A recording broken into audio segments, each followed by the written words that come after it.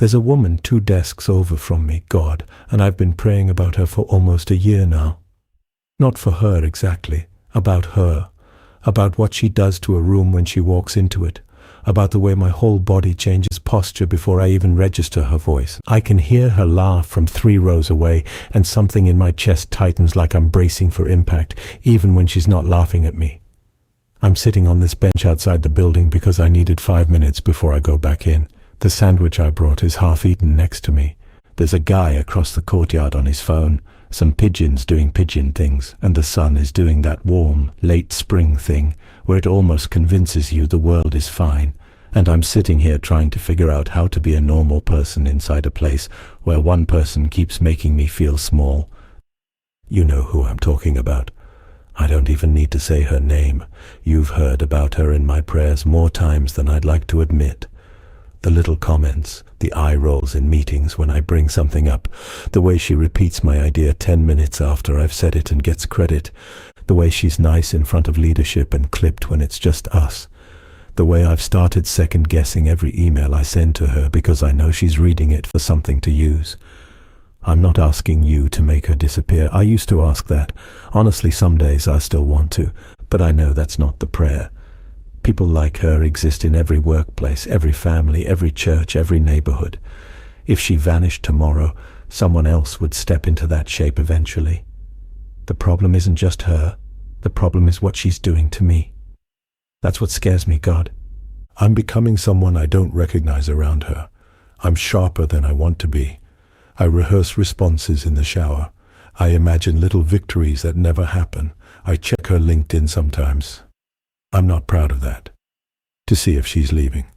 I've started keeping a record of things she's done. Like a lawyer building a case I'll never get to argue.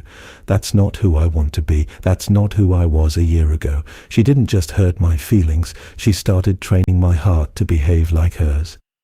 That's the part I want you to guard, not the outcome, not the meeting later, the inside of me. The place where I decide who I am. Because here's what I'm noticing. The damage isn't her words. The damage is what her words are slowly turning me into. Suspicious, calculating, quick to assume the worst about people who haven't earned it. My friend asked me a totally innocent question last week, and I heard it sideways because my ears have started listening for attack. That's not her doing it to me anymore.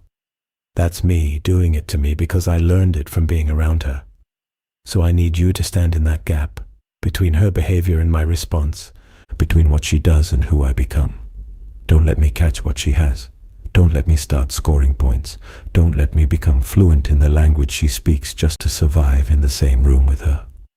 I keep thinking about that line, guard your heart, for everything you do flows from it. I always read that like it meant building walls, like guarding meant keeping people out. But sitting on this bench, I'm starting to think guarding the heart is more like guarding a garden. It's about what's allowed to take root, not who I let near me. I can't always control that, but what I let grow inside after they've gone. She's going to be in the meeting at 2. I'm going to see her in the hallway. She's going to do that thing she does, probably more than once. Help me not lose myself between now and the end of the day.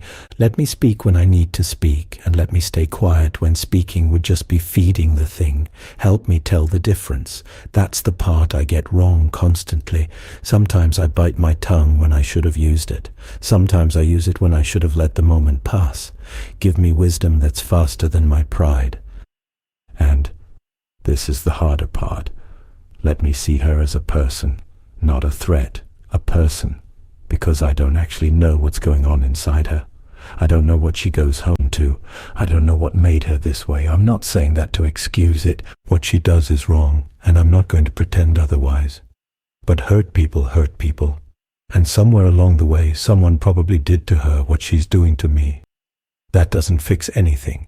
It doesn't make her words land softer. But it keeps me from making her into a cartoon villain in my head, which is what I've been doing, and that version of her takes up way more space in my mind than the real one deserves.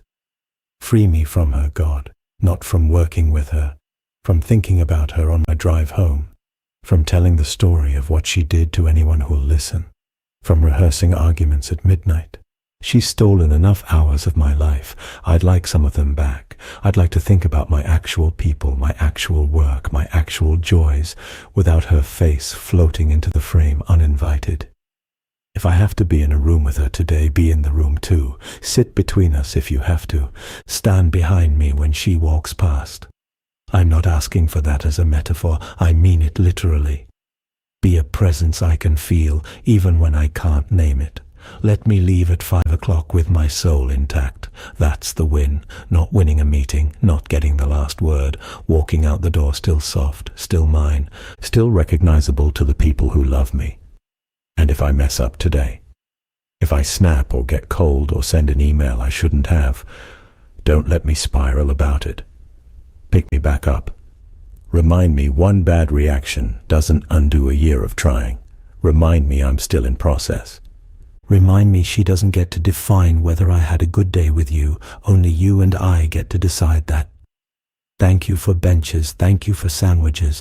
Thank you for 5 minutes outside that aren't anyone's but mine and yours. Thank you for not getting tired of hearing about this same person for the 100th time. I know I sound like a broken record. You haven't sighed at me once. That means more than I can say. Okay, I'm going back in. I'm taking you with me, the way I should have from the start. If there's someone in your life who's been training your heart to harden, name them quietly to God before you walk into your next room. He already knows. He's just been waiting for you to bring them to Him instead of carrying them alone.